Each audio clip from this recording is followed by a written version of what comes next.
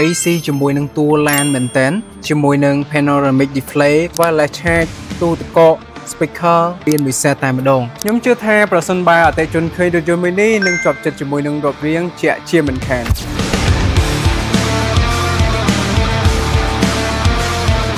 Xiaomi YU7 Max ជាប្រភេទរថយន្ត Luxury SUV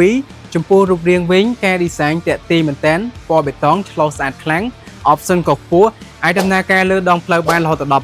760 គីឡូម៉ែត្រឯណោះជាមួយនឹងកម្លាំងខ្លាំង690 horsepower ពី0ទៅ100ចាយពេលត្រឹមតែ3.2 វិនាទីប៉ុណ្ណោះចំពោះប្រព័ន្ធសុវត្ថិភាពមាន LiDAR កាមេរ៉ាមួយជុំឡានយ៉ានកង់ក៏ធំហើយទ្វារបើកទាំង4ទៀតបាទកៅអីវិញស៊ីជាមួយនឹងផ្នែកខាងក្នុងមែនតើជាមួយនឹង panoramic display ក៏ធំ